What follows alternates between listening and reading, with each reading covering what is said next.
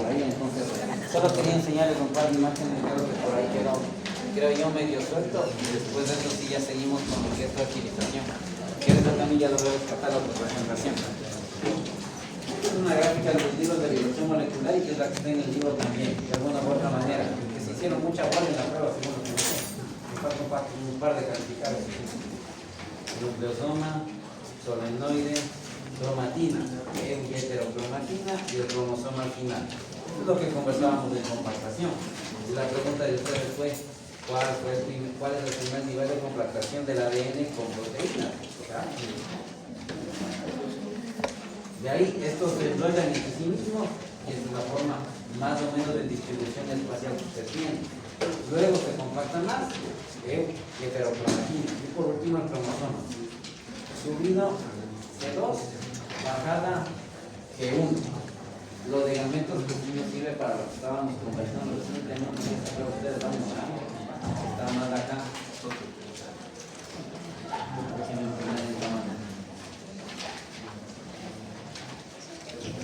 La imagen que les dije que más o menos ya tienen estimada esta situación. Mitosis en la parte inicial, aproximadamente desde las primeras gametas hasta antes de la pubertad, más o menos 30 mitosis, lo que hay estimado en diferentes estudios. De ahí para abajo,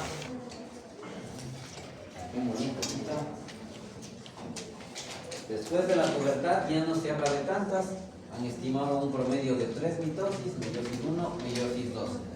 Y todo eso lo condensaron en una fórmula para, como hicimos esos cálculos, tratar de tener un aproximado de cuántos ciclos celulares. Y por eso decía en la cabeza, me falta alguna cosa o una constante por allí, y ya me acordé qué constante es la que se me estaba escapando en esa fórmula.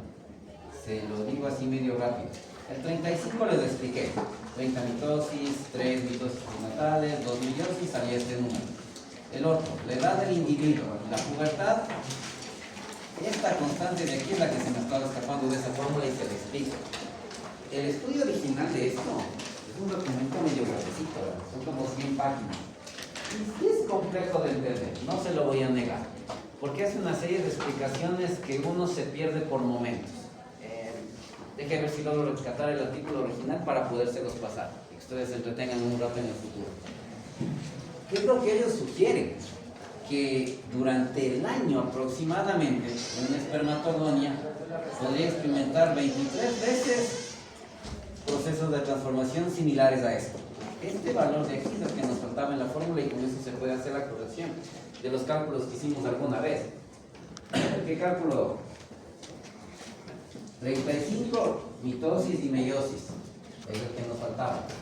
23 ciclos promedio que sufriría un espermatogonio de un individuo XY normal si tiene 20 años de edad y menos 15 que a esa edad empezó la pubertad. Ahí hágale la corrección y veamos cuánto nos sale. Ahí cambia un poco el valor. Ese valor, yo decía, me falta un valor de la constante que no me acordaba ese rato. Ya. Y ese 23, ya les digo, es cuando ellos marcan espermatogonias a lo largo de los procesos de transformación en los testículos de donde hicieron estos estudios, terminan encontrando que un espermatogonio promedio repetiría esos procesos de transformación entre espermatozoide aproximadamente 23 veces durante un año en cualquier individuo que es saludable. De ahí sale ese constante de 23. ¿Ahí cuánto sabría? 20 años menos 15, 5 por 23. 150 por 23. O sea, ya todo. 150 menos se la lleva. Porque sería 35 más 23 por 5. 23 por 5, 115. Y con esto 150. Perfecto. Si le cambiamos a los 40 y 60 años, que eran las otras dos edades que usamos, ¿cuánto nos da? Ahí ya sale más exacto el valor. Teórico, ¿no? Edad 20 años tiene en este momento el individuo, menos 15 cuando empezó la pubertad. El otro ejemplo que hicimos fue, tiene 40 años ese individuo, menos 15 cuando empezó la pubertad. 60 años tiene ese individuo, menos 15 cuando hizo la pubertad. ¿Ahí cuánto sale? En el de 40 sale 610 y en el de 60, 1000 y pico. Según esos modelos, insisto, que hicieron en ese estudio, en teoría, desde que se creó por primera vez ese espermatogonio hasta que se eyacula como espermatozoide, mínimo este individuo a los 20 años, cada espermatozoide pudo haber pasado por 115 procesos de transformación entre divisiones celulares y la modificación final. Desde la original espermatogonia me refiero. El de 40 casi 600 y el de 60 más de 1000 veces. Entre más chances de transformación o más ciclos surgió, más posibilidades de que haya un gamete anómalo. Ese es el mensaje que queríamos dejar de esta ocasión. Ahora, la idea era corregir la fórmula nada más. Dígame. Tiene 20 años menos 15 de la pubertad, 5. Aquí lo único que hicieron es dividir esto. 30 ciclos antes de la pubertad, 3 mitosis, 2 meiosis después de la pubertad, de aquí le sale el 5. 35. Directo. Por eso le voy a dividir los 30 de la vida antes de la pubertad y lo otro después de la pubertad. Ahí está corregida esa fórmula que les comenté. Y con ese detallito, veamos la imagen que el otro día se me estaban haciendo bolas porque no estaba en la presentación original de fertilización que estábamos usando. ¿Cuál imagen, Doc? Esta. La de los valores, para poder seguir con este tema. Le aumento por acá para que usted se vaya dando cuenta de lo que conversamos en su momento, ¿no? Entonces, primer sitio, como ya conversamos, el canal cervical. Creo que sí se logra ver que es a las 7, como dijimos ese día. Y que si hicieron bolas que 10 a las 7 era ¿cuánto? Chucha, que todavía 10 millones. Tiene que atravesar el cervix. Con cada paso es un 0, un 0, un 0, prácticamente lo que se va perdiendo. Tiene que atravesar el cervix. No sale también la digitalizada aumentada de tamaño, pero este 7 y este 6. 10 a las 6. 1 millón. Luego tiene que atravesar toda la tierra esta del útero. Un 0 menos, 10 a la quinta. 100.000. 100.000. Después tiene que meterse a las trompas uterinas y hay chance de irte a la trompa equivocada. 10 a la 4. 10.000. Ahí sí, 10.000. Y lo que le dijimos, ya cuando llegue a la cuella de la trompa uterina, el cálculo más optimista dice hasta 1000, por eso ven 10 a la 3. El más optimista. Pero lo que se ve en la práctica y en la realidad es que llegan 200 a 300 aproximadamente de todos esos millones que fueron eyaculados. Ahí sí está la gráfica, ya le voy a rescatar la más actual de estas. Ya podemos seguir con eso, conversando lo que viene de fertilización. Okay. Con eso hicimos bolín a lo que vimos de la clase pasada. Llegó alguno de los guilliwillis de esos millones cerca del ovocito. Y se topa con lo que conversamos también al inicio, ¿no? Tremenda pared por romper. No está solo, no está sola. Llegan 100 o 200. Mientras van leyendo el libro en estas páginas, no me acuerdo cuál era lo que estábamos revisando, encontrarán datos como que hay espermatozoides súper rápidos. El momento que llega y está en contacto con secreciones a nivel del sistema reproductor femenino, sufre transformaciones que le permiten ser más ágil, más veloz. Ese movimiento de mayor velocidad es parte de algo que se conoce como hiperactivación o hiperactividad.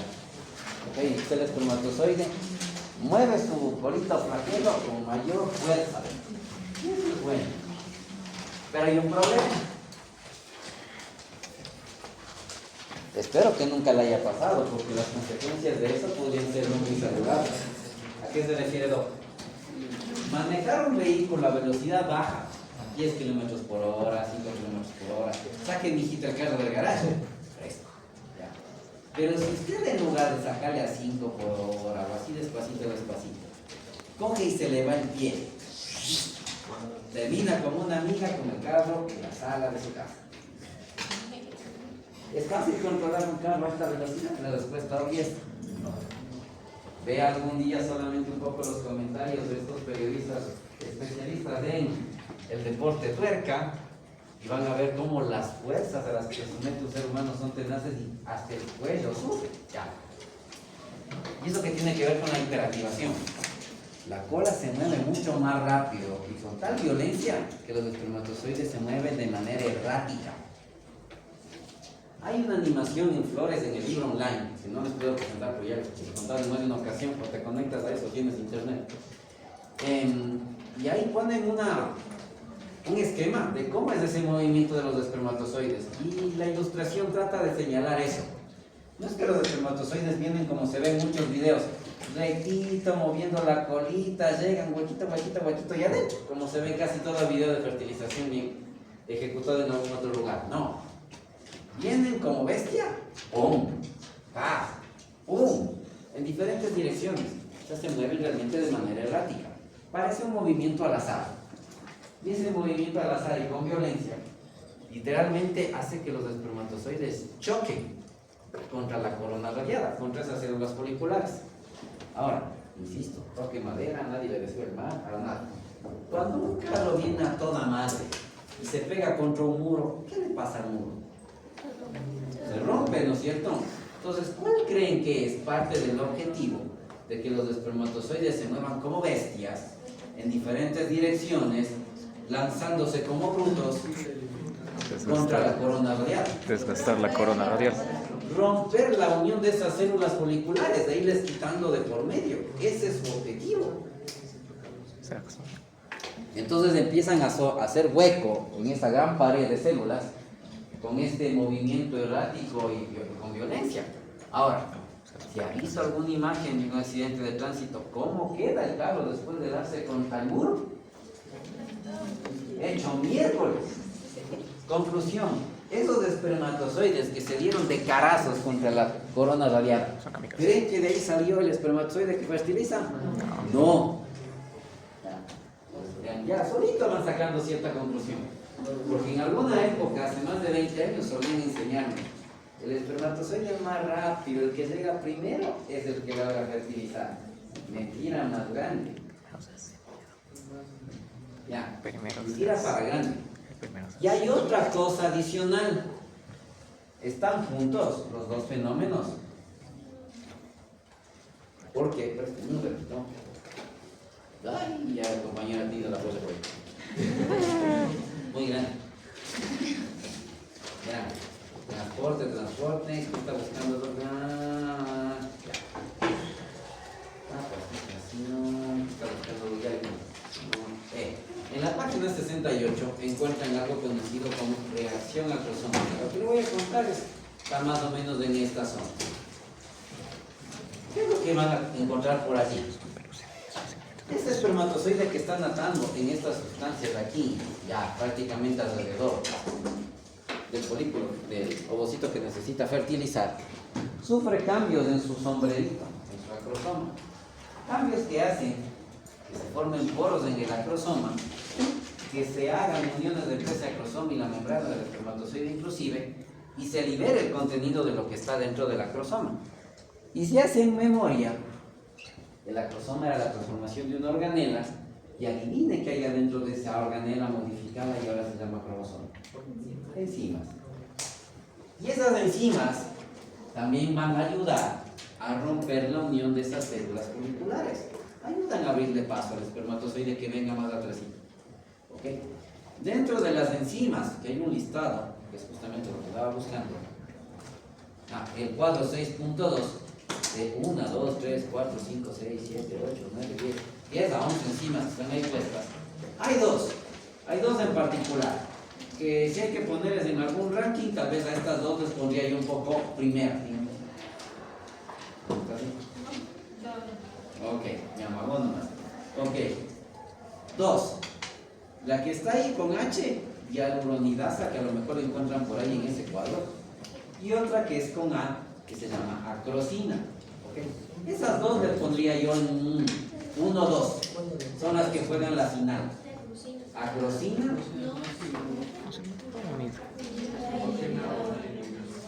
No simógena, la primera. Esas dos les pondría yo en el 1, 2, las que juegan la final. Y en este esquema ven que está escrito este término en particular por una razón. Este proceso de ir quitando las células foliculares para abrir espacio y poder llegar donde el ovocito se conoce como denudación. Faltó pisar. Esto es muy grande. Sí. Denudación. Ese proceso significa o involucra ir quitando la gran cantidad de células foliculares hasta exponer lo que está debajo de ellas, que es la zona pelúcida. Para denudar, para quitar esas células foliculares, los espermatozoides están haciendo estas dos cosas que le acabo de contar. Lanzarse de manera violenta y con fuerza y en diferentes direcciones contra estas células, una, y dos, liberar sus enzimas una vez que este acrosoma se activa. Y de esas enzimas, esta de aquí se ha visto que trabaja un poco mejor para ir liberando las células foliculares en este primer momento. Entonces, si en algún momento en el futuro nos preguntan cuál enzima acrosómica es la que más trabaja, la más importante, la más relevante en el proceso de denudación, ¿qué respondería usted? Esa es la que más trabaja. No es que las otras no ayuden, sí, solo que esa parece que trabaja un poco más y mejor.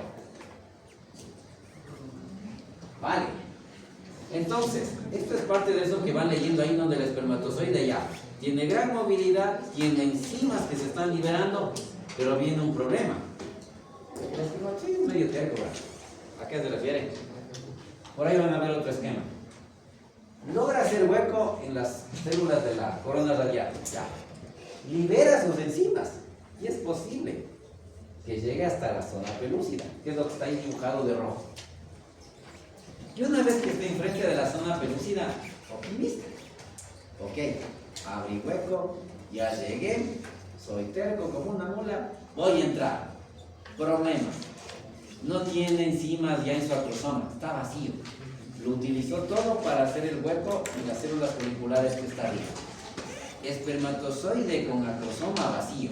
Espermatozoide con una reacción acrosómica ya gastada, no puede fertilizar. No tiene manera de hacer hueco a la zona pelúcida. No hay forma. Entonces, los primeros espermatozoides que llegan se hiperactivan y cambian su acrosoma. Solo hacen el trabajo más fácil para quien viene atrás. Así de sencillo. Solo hacen más fácil el trabajo para el que viene atrás.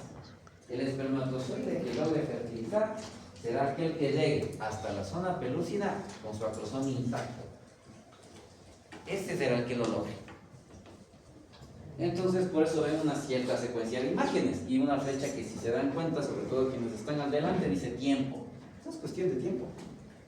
Los más rápidos y veloces que por ahí encuentran, si han visto espermatozoides que después de que fue eyaculado, en pocos segundos ya llegan al ovocito, o sea, son una bala. Sí. Llegan, se hiperactivan, liberan enzimas, van haciendo los huecos, pero como la canción mexicana, no hay que llegar primero, hay que saber llegar, literal, tal cual. Abren el camino y poquito tiempo después, poquito tiempo, un par de horas realmente, asoma uno, gracias, gracias, gracias. Es como esa persona que da haciendo la cola para que alguien más llegue y se haga el café. Hizo el gas porque se quemó en el sol, el que se aguantó hambre y frío. Pero llega el otro, gracias. Y si da antes que usted, va a rematar el apellido cuando siga adentro. Ok, entonces, esa es la situación en particular. Ahora, dentro de este tema de reacción acrosómica, usted va a encontrar en ese párrafo de esa página un listado de algunas sustancias que son justamente las que favorecen esa modificación del sombrerito de los espermatozoides, que se esquematiza así en el libro. El espermatozoide, acrosoma intacto, entra en contacto con quien estimula la reacción acrosómica y se van haciendo esas perforaciones, incluso hasta con la membrana del espermatozoide. Se liberan las enzimas y sigue su viaje. Ok. Cosas que están abundantes en esta época y que pueden activar un espermatozoide. La segunda mitad del ciclo reproductor está dominada sobre todo por progesterona. Y eso está circulando por todo lado. Así que seguro va a haber niveles altos de progesterona. ¿Qué otra cosa está por allí? Cerca del ovocito que ha sido ovulado, seguramente todavía hay algo de líquido folicular. Puede haber sido succionado. Y se ha visto que eso activa el acrosoma del espermatozoide. Dos cosas que están más o menos por ahí. Esto está más difícil. Tus compañeras que ya conocen un poco de la movida, las tres sobre todo, habrán aprendido que los vasos sanguíneos no es que permiten que macromoléculas como la albúmina salgan con facilidad. Muy difícil, casi que imposible. Cuando ustedes sigan estudiando un poco más temas de fisiología, van a ver que esto, si se extrae en el hígado, generalmente está dentro de los vasos sanguíneos, una molécula bien grandota. Filtrarse es muy difícil, casi imposible. Pues pensar que la albúmina me va a activar los espermatozoides a este nivel, el sistema reproductor allá abajo, poco probable. ¿Con qué meten la pata casi siempre? Déjenme leer casi textual como está.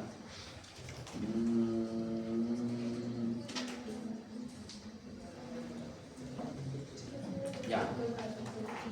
Los receptores primarios para los espermatozoides se encuentran en la HZP3, que como se mencionó antes es de especie específica, es decir, los espermatozoides solo podrán reconocer y fertilizar ovocitos de su misma especie. ¿Qué es esto de estas HZP? Y la 3, que ahí dice la madre específica, y por qué leyó por ahí primero, ya van a cacharme por qué. Son glucoproteínas parte de la zona pelúcida, por eso ZP. Humana. Son de la zona pelúcida. Y como leí por ahí, como le acabo de leer, y van a encontrar en otro párrafo más adelante, dice que estas glucoproteínas, HZP, y sobre todo la del tipo 3, son unos grandes ligandos para el espermatozoide y son unos grandes estimulantes de la reacción acrosómica. Y alguna vez hice una pregunta más o menos así. Para la denudación, pilas en donde estamos, ¿no? Zona corona radiada bien puesta, zona pelúcida está bien adentro. ¿Cuál de los siguientes factores es menos probable que favorezca la reacción acrosómica? Cuando me dicen el menos probable es 1, 2, 3, 4, 5, 6, que a lo mejor es bien abajo en la lista. Entonces, opciones que había: progesterona, líquido folicular, ácido hialurónico y glucoproteína ZP. Se quedaron así como que, ¡jue madre! Todos son estimulantes. ¿Cuál sería menos probable que le active a un espermatozoide en el primer momento, que es la denudación?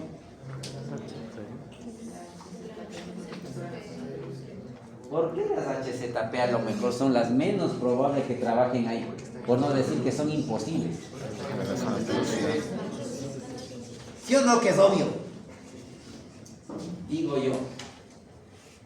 Si me dicen en la denudación, me están hablando de un ovocito secundario metafásico, pero recontra protegido por las células foliculares. Y si está recontra protegido por las células foliculares, y me dice clarito que las glucoproteínas ZP, si son los más potentes estimulantes de la reacción acrosómica, pero están aquí, en la zona pelúcida, ¿cómo diablos les van a activar si estamos recién quitando células foliculares? Adivinen cuál fue la respuesta más puesta. Glucoproteína ZP. Argumento el momento del reclamo del examen. Es que están los estimulantes más potentes de la reacción acrosómica. ¡Jue madre! Sí, en esa parte estoy de acuerdo. Pero verá que la pregunta decía durante la denudación, y además no decía los más importantes, decía los menos probables.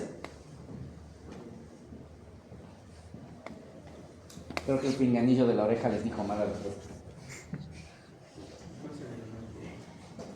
Ahí sí está un poco difícil y por eso no hicimos eso. Hay dos posibilidades. O este, que posiblemente sería el más probable, considerando que sale el ovocito y sale con líquido, y esto es absorbido por las fimbrias de la trompa uterina. El más probable podría ser este. Y allí, entre este y este, porque esta es una molécula de la matriz, y eso está ahí. Así que este y este podrían ser segundo. El más probable, en ese primer momento sí, es el más probable. Por deducción, se ovula y el momento que se ovulaba sale con líquido folicular. Y y se conoce que el ovocito es succionado con parte de ese líquido. Entonces, El ovocito probablemente está rodeado también un poco de ese líquido porque así fue absorbido y es más probable que se le estimule los primeros espermatozoides que llegan. Si hay progesterona por ahí, pero eso está en vasos sanguíneos y tiene que filtrarse, sí puede hacerlo. Poco difícil está. Y el ácido hialurónico es un componente de la matriz extracelular, así que tal vez podrían estar en contacto con esto. ¿Okay? Pero con la glucoproteína ZP en un primer momento no se puede, es menos probable. Estas son las que están más lejos. ¿Por qué hacemos también ese tipo de razonamientos en ustedes? No solo siempre buscar el positivo, sino el negativo. Vean, en medicina funciona así. Muchas veces los diagnósticos son por exclusión. ¿Qué es menos probable que tenga esta persona? Estos no. Esto de acá puede ser. Por aquí no me voy y por acá sí. Pues hay que ir aprendiendo poco a poco a pensar en los dos sentidos. Hay diagnósticos que son muy obvios. Usted ¿cómo que llega? Beta-HCG positiva, mujer en edad fértil, etcétera, etcétera, embarazo. ¿Ya? Y otros que son más difíciles. Beta-HCG positiva en una mujer de 50 años que ya tuvo su menopausia. O sea, como que embarazo no ha de ser. Entonces, embarazo no es. ¿Qué otra cosa sí podría tener una mujer de 50 años con esto produciéndose por ahí? Un tumor, por ejemplo. Entonces, y es el descarte. Usted tendrá que ir aprendiendo a hacer cosas por descarte. Su cerebro tiene que irse adaptando a eso también. Entonces, ahí están la serie de enzimas que se liberan, como lo acabo de mencionar, y en este primer momento, esta de aquí es la que destaca en particular. Vale. Si las cosas se dan de manera apropiada, se expone la zona pelúcida que está dibujada en rojo aquí y llega algún espermatozoide con acrosoma intacto y libera sus enzimas y es capaz de empezar a hacer hueco esta estructura. Ahí sí, de todas las glucoproteínas HZP que hay, como leí hace un ratito, se dice que la del tipo 3 es la que tiene la mayor afinidad para que el espermatozoide quede ahí agarrado, prendido, amarrado al ovocito y no se va a soltar hasta que al menos uno logre entrar. ¿Por qué dice al menos uno? ¿Usted cree que solamente se hace un camino para que solo un espermatozoide tome contacto con la zona pelúcida? Hay más de un camino. Hay algunos videos por ahí en internet que si usted busca, creo que tengo un hito por ahí, ya lo voy a revisar. Se ven varios espermatozoides por ahí rodeando la zona pelúcida. Varios, porque se hacen varios huecos. Si por lo menos 1100, 200 llegaron y como loquitos se van pegando contra estas células, seguramente se hace más de un camino. Aquí viene una duda y un dilema. Si más de un espermatozoide logra llegar hasta la zona pelúcida, entonces más de uno se va a unir con ese HZP3, porque no es uno solo, hay varios alrededor de toda la zona pelúcida, muchos de esos receptores. ¿Cómo es que finalmente uno logre entrar? Póngase que 5, 10 ya lograsen contacto con la zona pelúcida. De esos 10, solo uno tiene que entrar. ¿Qué hace que entre ese uno? Y no fue el más rápido, que sea más listo, pues hubo 9 igual de listos que él, por eso están 10 ahí alrededor. El lóbulo líquido. Los otros 9 también. Esto que le acabo de preguntar, fue porque poco a poco van saliendo datitos, una de las incógnitas más grandes que se tienen. Porque estudiar esto, ¿se imaginan lo jodido que sería? Mujer, ovocito, que llegue espermatozoide, llegar hasta la trompa, e ir viendo molecularmente qué pasa para qué. Así que en un modelo humano, ¿de dónde se han ido sacando datos? Fertilización asistida. Ahí es donde se puede hacer ese tipo de estudios, porque finalmente es ovocito aquí, espermatozoide acá, conózcase en la caja Petri y veamos qué pasa. Los varios datos que como le he ido contando y les seguiré contando en estos temas son extrapolados, son traídos de lo que se ha hecho en seres humanos en fertilización asistida. Se piensa que a lo mejor hay alguna variante en el modelo humano real, o sea, en la mujer ya completa. Alguna cosa tiene que ser diferente porque no es el mismo escenario, una caja Petri que la bronquiferina. Solo se piensa que algo por ahí debe funcionar parecido. ¿Qué sabemos poquito a poquito? Están saliendo datitos, no digo que son concluyentes, poquito a poquito hay datos. De que aquí adentro algo se prende y termina diciendo, no, no, no, usted sí. Algo se prende. La pregunta es, ¿qué es ese algo? ¿Y qué lo prende? Le iré contando hasta donde se sabe. No está totalmente dilucidado. Es parte de algo grandote que usted en Flores encuentra que se llama Programa de Embriogénesis Temprana. Está en las lecturas complementarias, no en el libro. Cuando usted va a Flores de este capítulo, lo encuentran por ahí al final. Lecturas sugeridas, lecturas recomendadas. Una de esas se llama Programa de Embriogénesis Temprana. Sí. ¿Logran leerlo? Abajo hay el libro y el libro. Porfis, échale un ojo. Ahí algo se sabe y yo le iré contando algunos otros datos más. Ok. Llegamos a la zona pelúcida. Uno se ancla. Algo en este programa de embriogénesis temprana se prende en el ovocito y le da chance al espermatozoide de anclarse con las glucoproteínas ZP y de que otra enzima, la que le dije, la que está primerita, la no simógena, empiece a hacer hueco en la zona pelúcida, de lo que está anclado.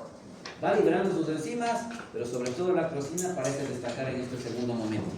Empezar a hacer hueco a esta membrana que está aquí de color lila en el hilo.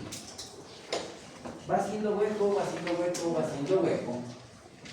Y en un momento dado hay suficiente hueco para que ese espermatozoide se pegue y empiece a entrar. Ahora,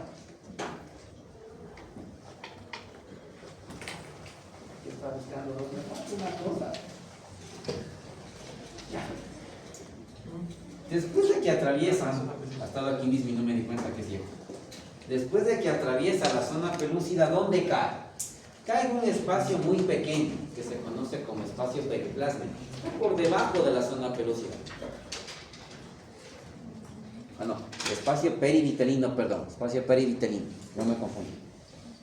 Espacio perivitelino que está por debajo de la zona pelúcida y después entra en contacto con la membrana radioplasmalema del ovocito. Y el momento que se une o llega en contacto a la membrana del ovocito, las dos membranas de los dos gametos se conectan por este sistema. Y de eso ya discutimos en vías de señal. Ya sabemos que es un ligando, que es un receptor. Uno lleva un mensaje y el otro lo recibe. Entonces el ovocito experimenta o expresa estas moléculas que funcionan más como receptores, sobre todo CD9, funcionan más como receptores. Y el espermatozoide expresa estas moléculas que funcionan como ligandos. Y otra vez, especie específica. ¿Eso qué significa? Que un espermatozoide humano con un ovocito humano. No sería posible espermatozoide humano, ovocito de cualquier otro primate. Ahí hay una cosa media rara. En genética la tienen que estudiar con más detalle. ¿Cuál cosa media rara? ¿Han oído esta historia del eslabón perdido y toda esta vaina? Teoría evolucionista del ser humano. Empezaste como un renacuajo y poco a poco apareció el primate y en algún momento el primate se separó. Y por acá los simios y por acá los humanos. ¿Y cuál es el punto de separación para crear dos especies totalmente diferentes? Y eso se nota en el momento en que estas dos especies ya no pueden reproducirse entre sí, por ejemplo. Ejemplo, entre comillas de ejemplo, dos especies similares que ya no pueden reproducirse entre sí en estos tiempos. Se la pongo fácil. Felinos. Bueno, perro no es felino, pero... Un gato ahí, otro felino. Un león, ya. Siendo extremos, ¿no es cierto? León, felino. Gato, felino. No hay un cruce gato y león, o leo y gato, no hay. ¿A dónde quieres llegar, Dojo? No recuerdo exactamente cuánto es, si es 100.000 o 150.000 años, no estoy seguro, porque los datos más recientes hablan de 70.000 años para acá, del Homo sapiens sapiens. En algún momento nos separamos de los neandertales, y se habla que el neandertal y el Homo sapiens coexistieron.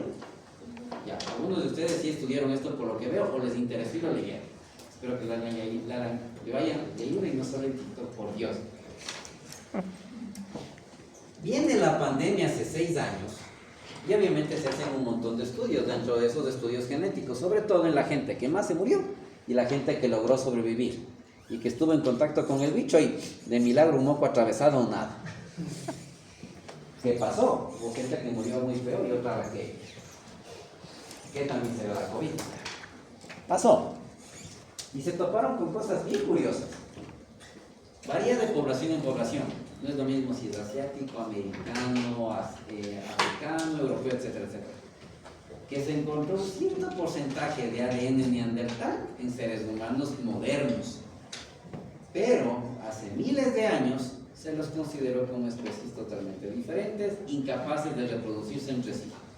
Así que en teoría, espermatozoides y ovocitos sapiens sapiens con espermatozoides y ovocitos neandertales, en teoría, no debieron haber experimentado los mismos ligandos y receptores. Pero algo pasó, no se sabe bien qué, y algún neandertal con algún sapiens ñacañaca y ñacañitos, o sea, unos, no sé si decir híbridos, podría ser el término, pero sí alguna descendencia que hasta la fecha tiene ciertos genes neandertales que le daban cierta, ¿cómo decirlo?, resistencia a este bicho en particular. Curioso, ¿no? Curioso. Hay ejemplos un poco modernos de este cruce entre especies, entre comillas, ya separadas miles de años atrás. ¿Qué es el asno? El asno. ¿Qué es el asno? Una cruz de una Ay, yegua. que viste qué término para difícil. Es lo de. ¿Es un burro?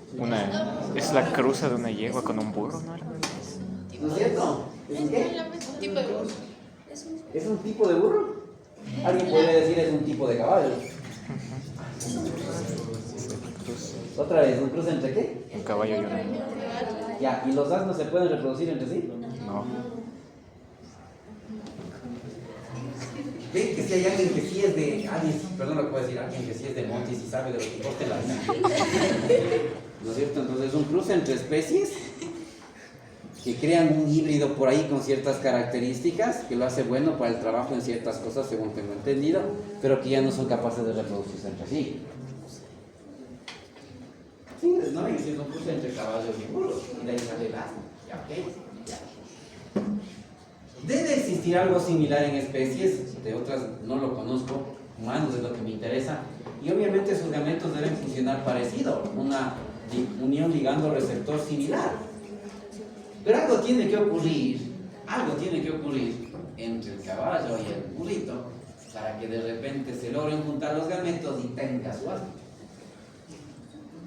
Ya, pero ¿qué? ¿Exactamente qué? En esas están. ¿Por qué están en esas? Están pensando en cosas media raras.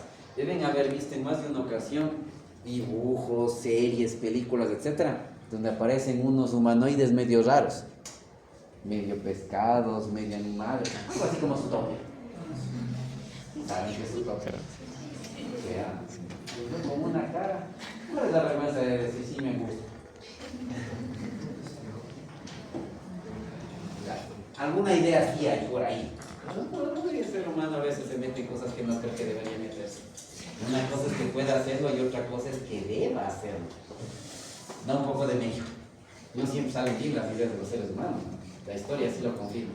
Entonces, se unen los dos plasmalemas. ¿Y a dónde quiere ir? Hay un dibujito por ahí que está en la página 71. Insisto, tengo que saber exactamente qué ven en nivelación, porque no estoy muy claro cuáles son los contenidos que ven en biología actualmente. No sé si han comenzado algo de fertilización. En los colegios a veces sí te enseñaban, en mis tiempos empezaron a hacerlo, no sé en los tiempos modernos. ¿Por qué? Escucho que ahora, 2026, todavía siguen diciendo lo siguiente. Cuando se da la unión espermatozoide y ovocito, óvulo, como le llaman, solo entra la cabeza del espermatozoide. ¿Quién ha oído algo así? Casi todas y todos. Vean este dibujo. Voy a aumentarle de tamaño para que sea más fácil para ustedes. Solo quería aumentar, no que cambie. Y me quedo en el recuadro A. Arteaga Martínez, cuarta edición, 2025. Siguen fumando chica pasada en México. Es un libro mexicano. ¿Qué no les cuadra?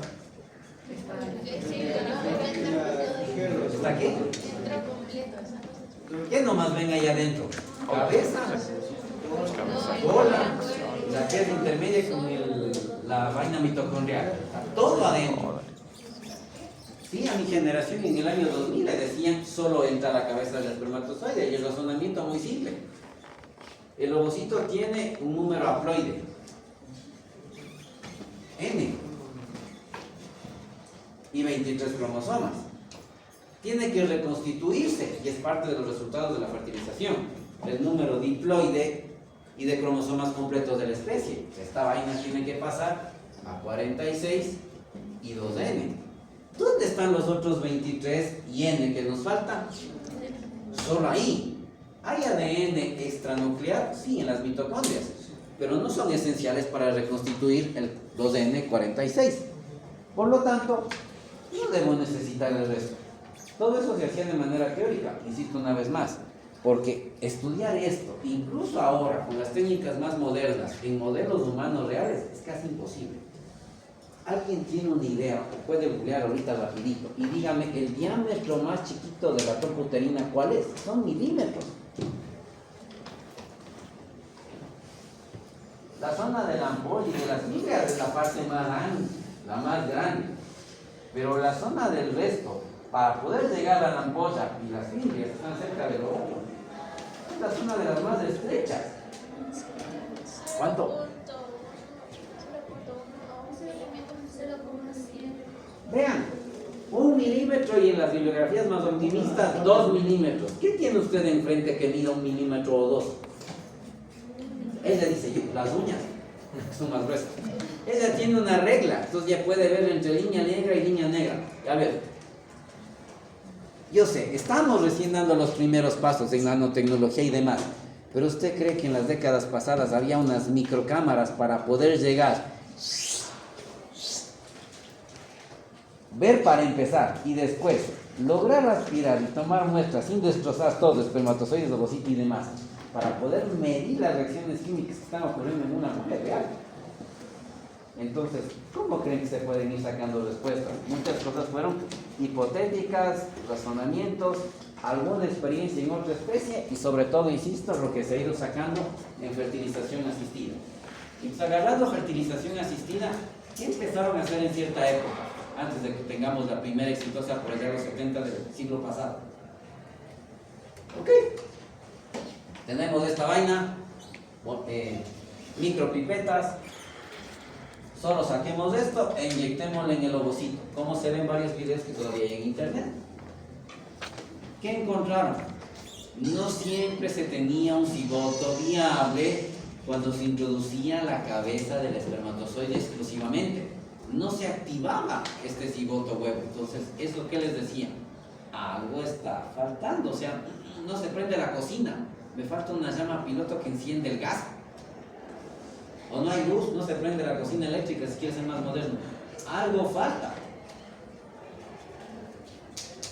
Y si metemos la piecita de abajo, considerando que hay ADN también ahí, ¿no será que ese ADN a lo mejor también sirve para algo que aún no sabemos? Entonces, siguiente experimento, y le voy a enseñar, ya acabando estas clases, un video, lo hacemos hoy día, más adelante si vamos a jalar, en donde van a ver un video un poco más moderno, donde no entrará todo, pero sí verán que ponen cabeza y la vaina mitocondrial. Y es lo que encuentran en ese texto de embriogénesis temprana, donde dice más o menos lo siguiente en uno de sus párrafos. Se ha visto que el ADN extranuclear del espermatozoide, concretamente el de la vaina mitocondrial, ahí hay ADN, insisto una vez más, parece que activa algo en este programa de embriogénesis temprana. Le comparan o parece ser como la chispa que enciende un carro. Cuando usted prende un carro ya antiguito, llaves, contacto, giras y se prendió el carro, pero no está. No. Carro más moderno, botón. Pero el principio es el mismo, crear una chispa para que toda esa vaina se active. Entonces parece ser que la chispa estaría ahí. Entonces, ¿para qué la cola, ¿no es cierto? O sea, ya tengo esto, ya se prendió, ¿para qué la cola? ¿Qué se dan cuenta después? Ok, se ve que los cigotos se activan mejor, pero no se tienen los resultados que se espera. O sea, algo sigue fallando. Cuando usted busca, por ejemplo, libros como Lagman y lee un poco de fertilización asistida, encuentra en un nada despreciable 20% más o menos de fertilizaciones asistidas, tengo cigotos con anomalía. Algo no cuaja bien. Un ratito. Ah, ya me acordé. Eso no está en la cuarta edición todavía. Tengo que pasarle a la jefa unas 2 capturas del libro, diríamos que es el principal de toditos estos. La biología del desarrollo de este autor Carson. Le de pasar la última edición que tengo en español. Hay una nueva en inglés, pero tengo la de español en todo caso. ¿Qué es lo que tengo que pasar en esas capturas o que esté en esas capturas para la jefa? Para hacer la división celular, que va a ocurrir una vez que se dé toda la unión perfecta de estos 2 gametos, ¿qué necesito yo para mandar los cromosomas a un lado y a otro para empezar la primera mitosis que iniciará un ser humano? Necesito el uso mitótico, ¿no es cierto? Y para armar toda esta vaina, los centriolos. ¿Se acuerdan de qué organela crece la cola del espermatozoide? Déjelo ahí, un centriolo. Un centriolo. ¿Qué encuentran en otros textos y se sabe desde hace ratón, hace décadas? El centriolo de la cola, que forma la cola de los espermatozoides, arma el citoesqueleto inicial para las primeras divisiones celulares. Entonces, si no tengo ese centriolo, ¿cómo logro las primeras divisiones celulares? Hasta jodido. Con eso, año 2026, me doy algunos argumentos de por qué ahora esquematizan así. La cabeza se entiende, ahí están los cromosomas y el material genético, eso tiene que entrar, eso tiene que entrar. Lo de la vaina mitocondrial, bueno, ya va cachando cuál parece ser el rol que se le da a esa vaina mitocondrial. Y lo de la cola, paso las capturas a la jefa, se lo va a leer y va a tener ahí ya la evidencia desde hace años de por qué ahora esquematizan así. Ahora, esto nos pone en un problema. Cuando estén en genética, ustedes estudiarán que siguiendo el rastro del ADN mitocondrial se hace el rastreo de poblaciones, se hace identificación de individuos. Y cuando se hace ese rastreo, las muestras para hacer el rastreo, ¿de quién se sacan?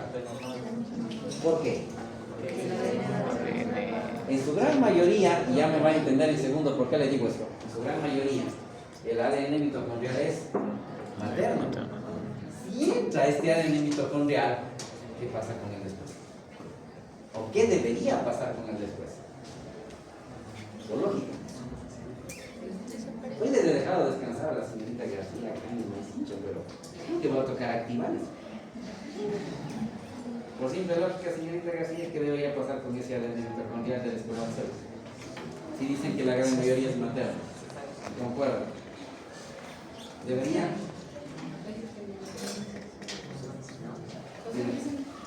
¿Qué debería ocurrir con esas mitocondrias del taita que entraron con el espermatozoide? Fusionarse, señorita. Dijeron que la mayoría infecta. ADN mitocondrial se las tres es materno. ¿Qué pasaría con qué debería pasar con esas mitocondrias?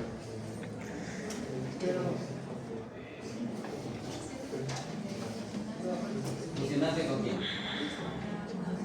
Ok, ella dice deberían fusionarse entre mitocondrias. Y la vecina de arriba. Iba lo de las dos. ¿Por qué dice?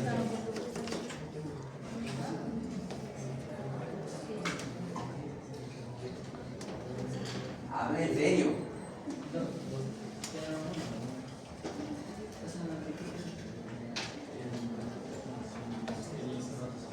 Le voy a dar solo un dato, en genética tiene que estudiar un poco más, en segundo cuando vemos teratología algo les cuento, el campo de estudio de esto es la genética tal cual.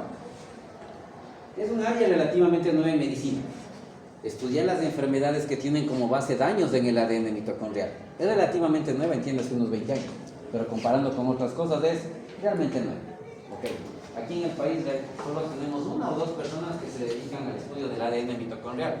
Una está en la San Francisco y otra, si no me equivoco, en la UES en Guayaquil. No hay más.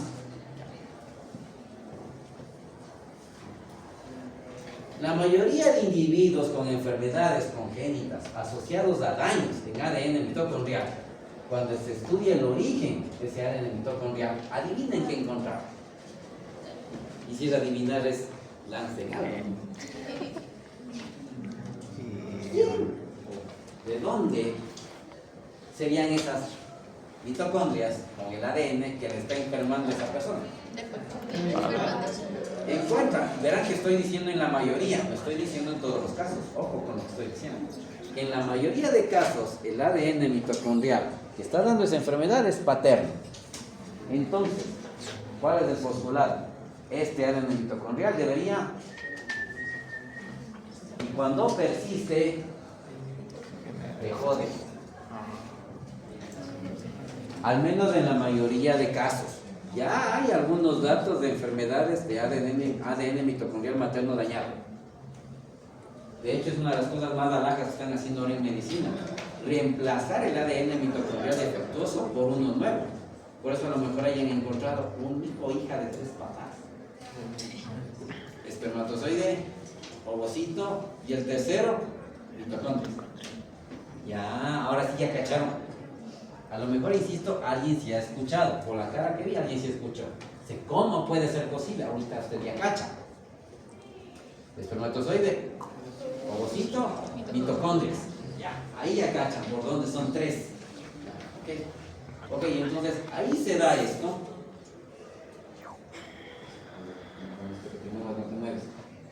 Y al poco tiempo se da cierta transformación.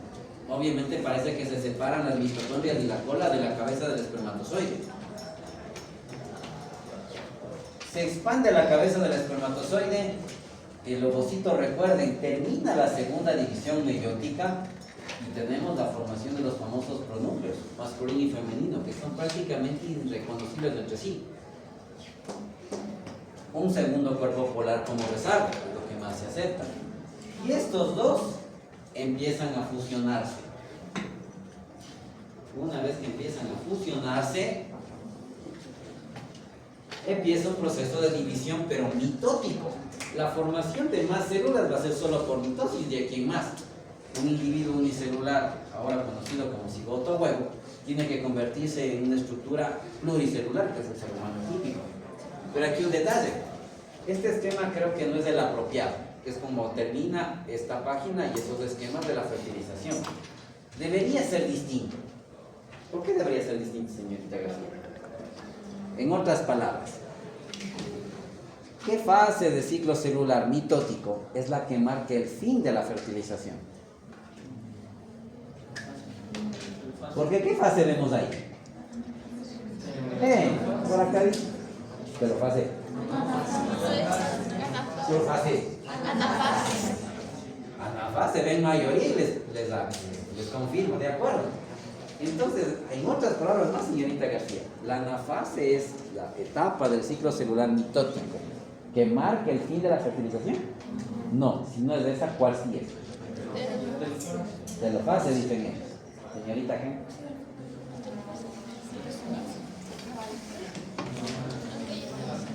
División de la parte del núcleo.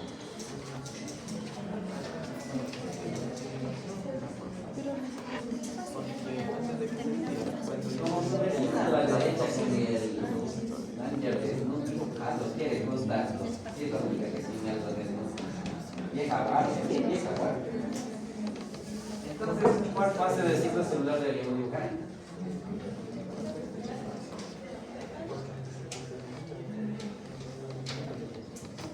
Estoy buscando cierta palabra que sus 3 compañeras deberían recordar, pero por lo que yo no recuerdo.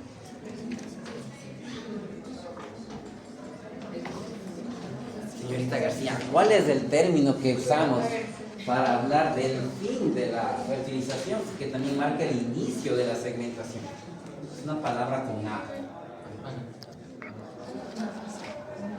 No es anafase. Es una A de acá.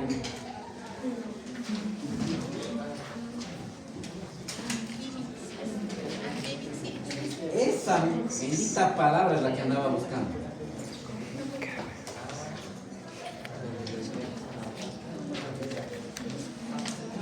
Cuando usted lea el término anfimisis, que ya creo que ya encontré en qué página. Eso le viene el resumen de aquí. Ya, ¿en qué página? En la 73. En la página 73. Le están diciendo que acabó la fertilización y que poquito tiempo después, entiendas, unas horas, empezará la segmentación. Y eso se caracteriza porque la célula, el cigoto huevo, después de todo este viaje larguísimo de un gamete sobre todo, y todo lo que involucrado su inicio de fusión, hace una pausa, se frena por unas horas, varía, unos dicen 6, 8, 10, 12 horas, va a pasar algunas horas detenido, frenado un ratito, como que tomando aire. Tremenda maratón que se acaba de pegar el espermatozoide, sobrevive a la guerra, no le pidan que siga con la misma guiada, o sea, déjenle que respire un chance. Se toma un respiro de unas horas, hasta donde sabemos unas horas, y se detiene en una de las etapas de la fase M de mitosis. En anafase no es, telofase tampoco ha de ser, profase no hay, ¿qué me queda? La anfimisis real debería ser con los cromosomas de metafase. Se detiene en institución mitótica en metafase, ahí se frena. Ya les digo, se queda 6, 8, 10, 12. Varía un poco según la bibliografía, pero se detiene algunas horas. ¿Ok? Y después de detenerse algunas horas, el programa se activa y sigue. Aquí voy a hacer el momento filosófico del día antes de entrar en cierta cosa. El ejemplo no se me ocurre uno mejor. Toca regresar. Dios salve a la reina. Reino Unido, Inglaterra. Pero una Inglaterra de otra época. Hace muchos siglos atrás, cuando prácticamente las monarquías dominaron en Europa, la corona no es que pasaba de papá rey, hija reina. ¿Cómo era? Al heredero varón, ¿no es cierto? Rey, rey, rey, rey, rey, rey y punto. Y cuando no había heredero, ella sí es dueña y diplomática, ¿no? Aún no ha visto Juegos de Tronos, ¿verdad? Ya, araña y ver.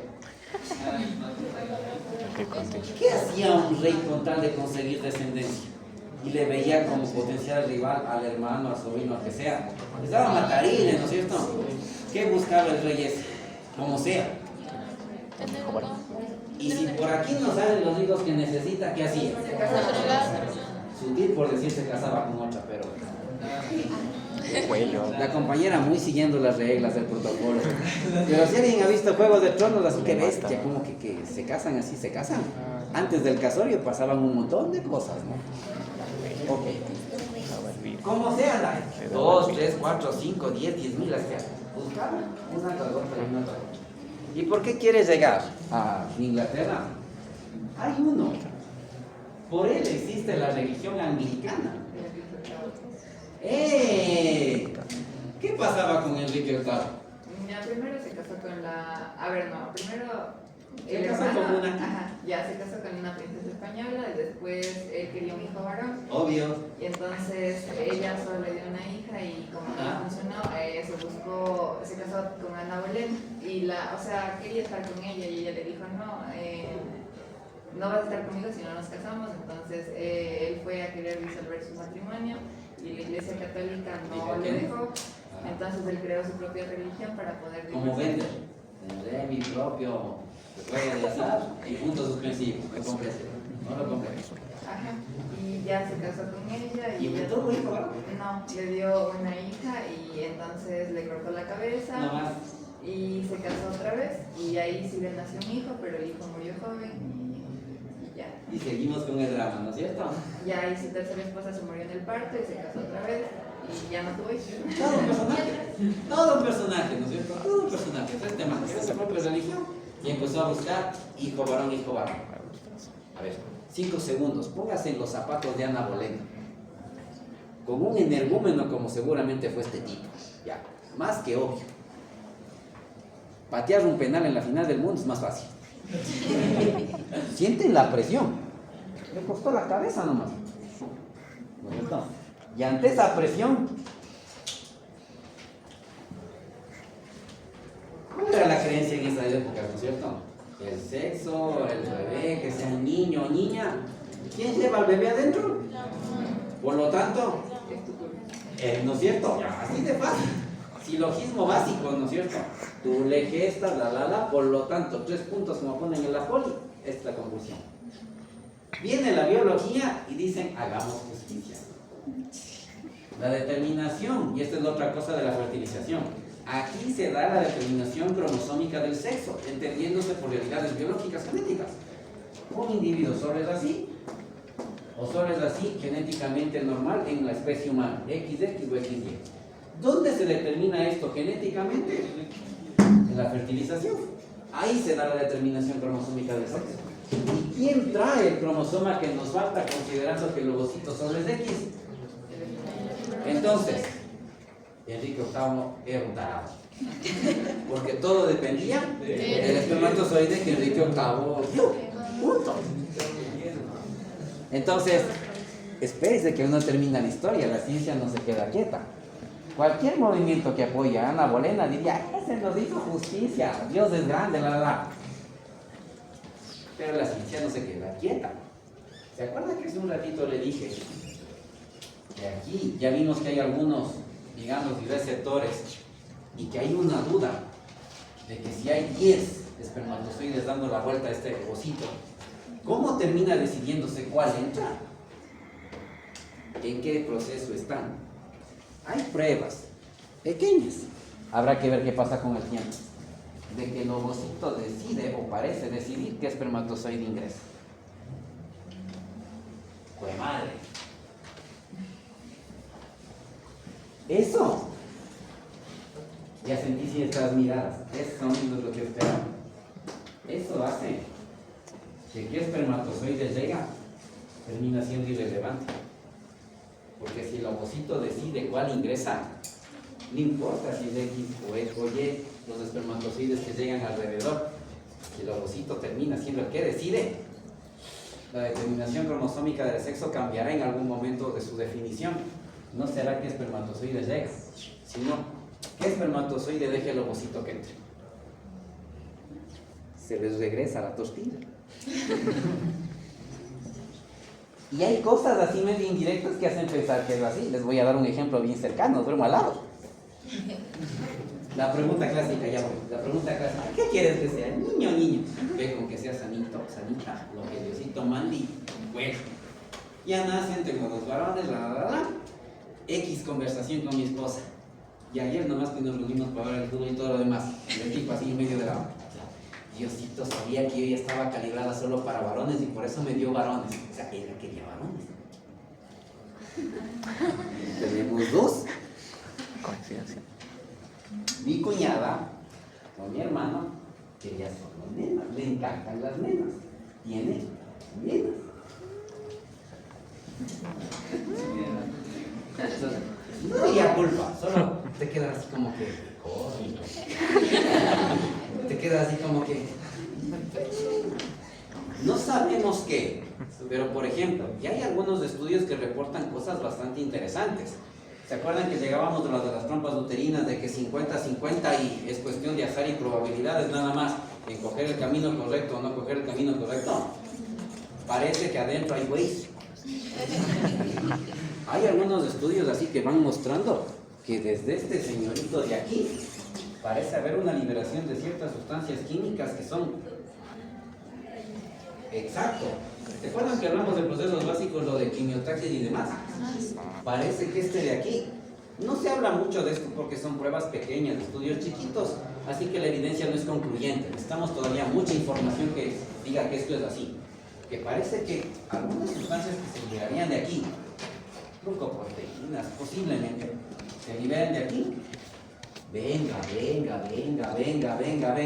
Pero siempre hay necios, no. Le dicen, venga, no, me voy por otro lado. Ya. Primera cosa, entonces parece que el ovocito atrae los espermatozoides. Primera cosa. Y la segunda, ese estudio fue más brutal. De que aquí, algo, no sabemos qué, algo se prendería y decide, tú entras, tú no. Teóricamente, todos los espermatozoides que llegan deben estar bioquímicamente aptos, todos igualitos. La compañera decía más aptos, todos deberían estar en igual de condiciones, por eso llegaron allá. Y ahí viene otra duda. A veces entran espermatozoides anómalos. A veces entran espermatozoides no con 23 cromosomas, entran con 22, entran con 24. Y tenemos individuos con más cromosomas o menos cromosomas. Y empiezan ciertos defectos genéticos desde la concepción. Trisomía 21, la monosomía X del 45X y así. Si esto llega a confirmarse con más estudios mientras ustedes van creciendo, y de ahí la pregunta que queda pendiente de su compañera, insisto, la forma en la que vemos la fertilización va a cambiar. Pero ¿y cómo es que en ciertos sitios de fertilización deciden si entra espermatozoide X o Y? Porque ya deciden, o sea, le cogen y le inyectan o un espermatozoide X o un espermatozoide Y y ya está. El ovocito no tuvo que hacer nada, solo le inyectaron ese X o solo ese Y y se acabó. Punto. Si quieren hacer a la antigüita, como sí hacen todavía, le ponen a que naden un montón de X alrededor. Entonces simplemente fue coger uno de los X que estaba ahí y se acabó.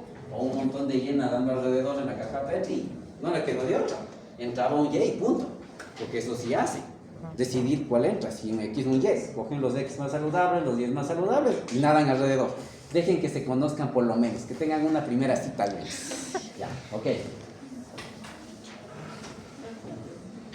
Entonces vean, esta situación de aquí, y ahí termino para la pregunta de la compañera que hacía la pregunta, termina casi siempre en cierta recomendación que hago.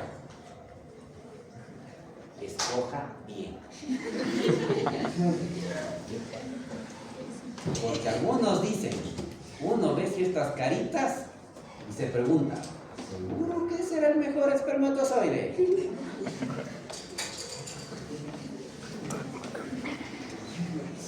Palabras filosóficas de un profe que tuve hace años y se me quedaron hasta la fecha.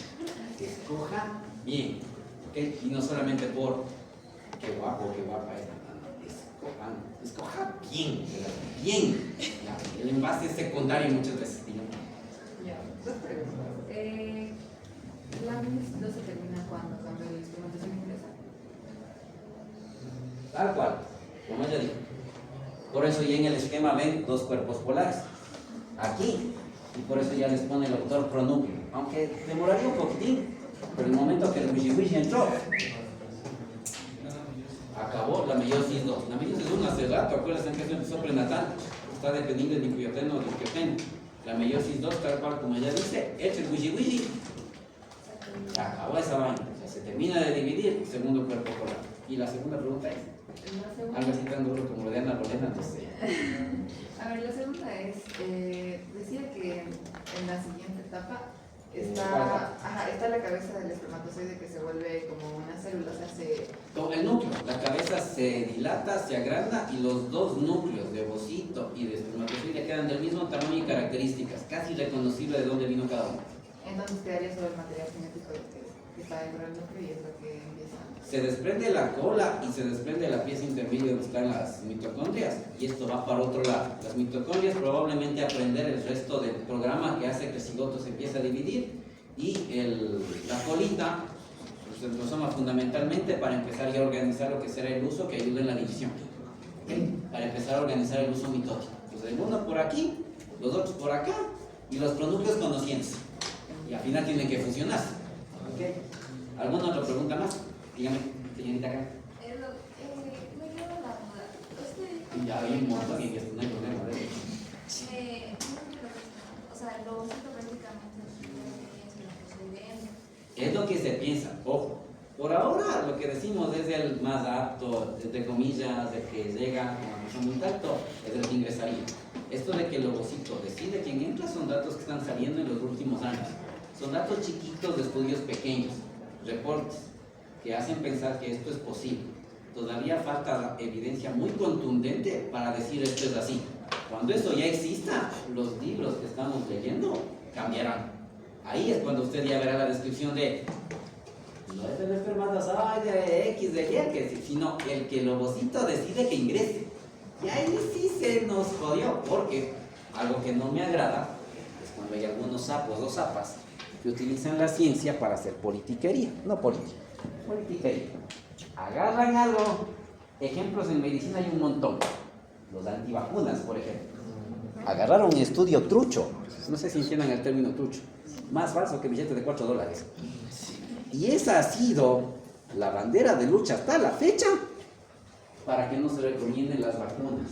Y por eso estamos una desgracia en muchos países en particular, incluido en este de acá. Ustedes son hijos de la mayoría de los papás de la antivacuna, dice. Por eso los pediatras dicen algo muy bonito. Si usted no quiere vacunar a su hijo o a su hija, no se encariñe mucho con él o ella. Eso es algo que los pediatras dicen ya cuando se mueren hijas, con ese corazón tan noble que tienen la mayoría. O sea, es difícil que les guste. Si hay un pediatra enojón, ese no es pediatra. Ese está frustrado ahí donde está. Y lo que caracteriza a un pediatra es que literal es un dulce hecho persona. Literal, es un pay hecho persona. Es un corazón increíble. Ya tienen algo en particular. Son otra cosa. Son un osito cariñoso hecho doctor. Literal. Entonces, ya cuando están enojados o enojadas, se mandan eso. Usted no le quiere a su hijo o su hija, porque no le vacuna, no se cariñe mucho con eso. Ya cuando están bravos, ya un pediatra que sí es pediatra, porque hasta el final mantiene el corazón dulce que tiene. Eso caracteriza a eso. ¿Y la otra vez? No, no está bien. O sea, los espermatozoides no tienen que tener como requerimientos específicos, porque como dijo en el caso de que algunos espermatozoides tienen los cromosomas y si el ovocito dijera como que entra. Voy a responderle algo que ojalá no me llevan los tomates. Tuve 4 meses para andar pensando, leyendo y estudiando un montón de cosas más. Dudas que he tenido así como ella y que por tiempo no he podido responder. Dentro de esas estuve leyendo algunas cosas de psicología más moderna. Insisto, voy a ponerme por si acaso llega el tomate muy duro.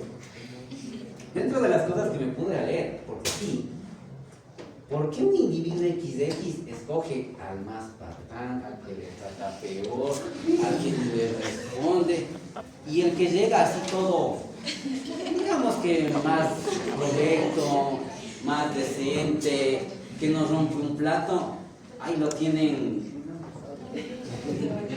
en ayuda?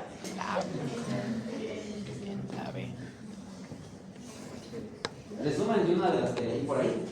Les gusta el maltrato.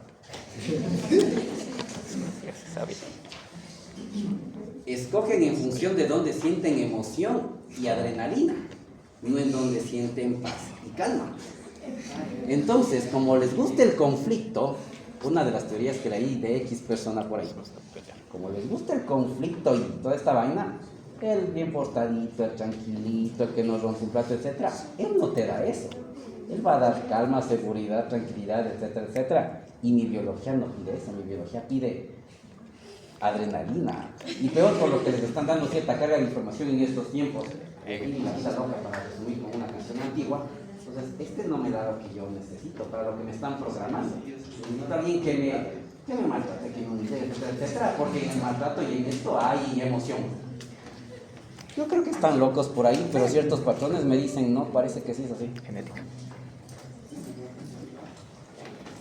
Y en cambio, como el XY está escogiendo parejas ahora, es interesante. Y termino con algo para ya no meterme en otras cosas, porque no soy su profe de psicología, gracias a cielo. A ese profe lo tienen que conocer después en el futuro. Esto les va a doler. No se basa en estudios, se basa en algunas construcciones sociales. Pongan en el eje de las Y, valor. Y no entiendan solo monetario, valor de todo tipo. Físico, etcétera, etcétera. Todo lo que podría dar valor a algo. Y en esto, pongan tiempo. La década de los 10, la década de los 20, los 30, los 40 y hasta los 50 nomás les voy a graficar. ¿Cómo pone otra corriente por ahí? Por todos estos temas que usted me está preguntando. Y que en psicología sí, sáquele a la madre a ese profe preguntándole esto. Pongamos, bueno, ya. El valor del XX. El valor del XX, todos empezamos casi igual. Pero ya pasa su pubertad y a los 20 ustedes tendrán su máximo valor. Se mantendrá ligeramente alto por los 30 y después de esto, así. El individuo XY es al revés. Empieza así, A los 20, a los 30, si hay ciertas buenas decisiones, empieza a subir significativamente y el máximo valor de los XY a los 40 no tiene meseta. Según ciertas cosas, podría seguir subiendo.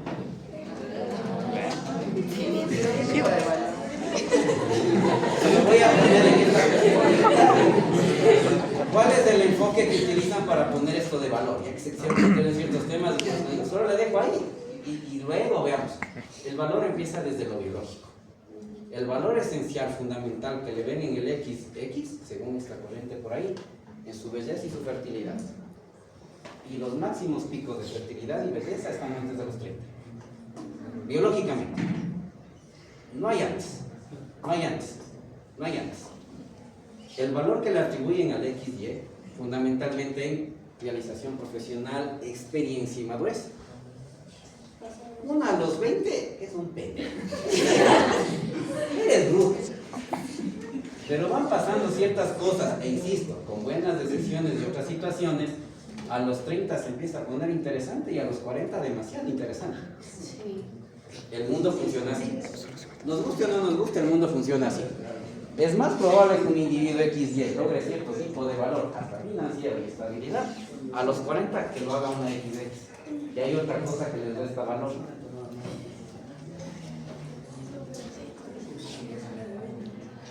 Descendencia. Eso les obliga obviamente a concentrarse en esto.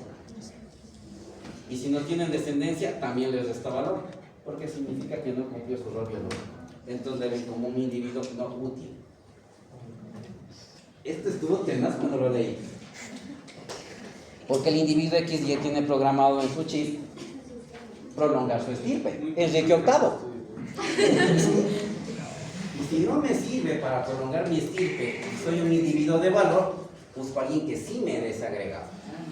Enrique VIII. O sea, solo cámbiale de escenario, cámbiale en la ropa, cámbiale en el año, pero hay cosas que son muy de la biología.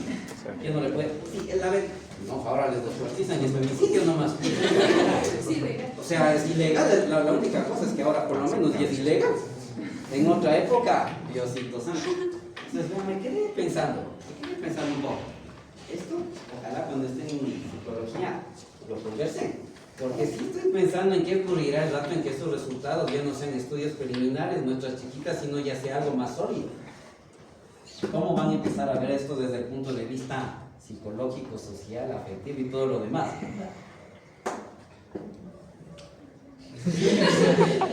Aquella que esté dispuesta a dar hijos varones, hazla así. Y conciencia atrás. Eso va a traer un problemón. Por eso me entiende lo que dije hace un ratito, usar la ciencia para otros fines.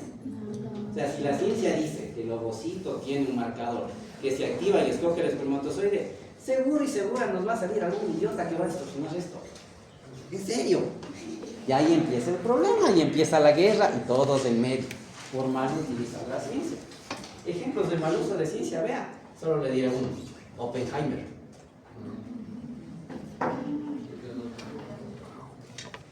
¿Cómo es la frase del texto de los Vedas que dijo el momento que explotó la primera bomba atómica? Léelen por ahí, ya se me escapó ahorita. Fue una frase famosa y después se arrepintió y dijo, creo que no debía haberlo hecho. La frase que le atribuyen a Mann es un texto de los libros de los Vedas. Una de las frases dice el destructor de mundos, alguna cosa así. Pero no me acuerdo la frase. Mal uso de la ciencia. Sin conocimiento el hombre no es mejor que un animal.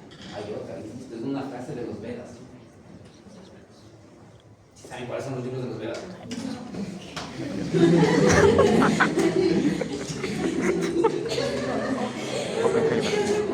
Jaime. Es como decirles que saben qué es el Popol Vuh. De las cosas que empiezan a decir por qué un individuo puede tener un poco más de valor, la experiencia va más con el conocimiento. Y si esto con el tiempo no se denota, se vuelve aburrido. Déjelo ahí. Ahora entiende por qué últimamente anda proliferando los sugar daddies. Que no es alumnas que andan publicando, busco uno que me pague el posgrado, lo cual me está aterrando. Porque son muy pilas, pero están llegando a un punto de su vida en el que sienten que no logran dar el siguiente paso solos. Te lo cuento, así como Spurrier no demás. Son muy pilas. ¿Qué nos queda pendiente de este tema? Porque ya es 1 hora y media de corrido, ya a veces acá para los que aguantan sentados ahí. Este proceso tiene que tener control, eso sí sabemos perfectamente. Imagínense que más de un espermatozoide se mete. Que si pasa, ya no relaja. Algo tiene que prenderse, y de hecho se prende y logra controlar el ingreso de más de uno, más de una. Si eso pasa, también tenemos problemas. Dígame. Pues es la capacitación empieza cuando el espermatozoide ingresa al aparato reproductor. Sí. Y de ahí se da la hiperactividad. Entonces desde ahí ya se empiezan a mover las... Capacitación no haya hiperactividad. Y de hecho es muy poco probable que haya capacitación en el canal vaginal. Recuerden que en el canal vaginal hay un pH ácido. Así que, así como que capacitarse así que sobrevivir a no morir. Pero entonces, Desde el cervix para arriba. Lo más probable del cervix para arriba. Y pongo capacitación y hiperactividad, perdón, porque parece que es el mismo estímulo. Así como le madura el cromosoma, madura el espermatozoide para moverse como nosotros. No es lo mismo, la hiperactividad es el movimiento con fuerza errático, con el cual terminan chocándose. La capacitación per se es preparar el cromosoma.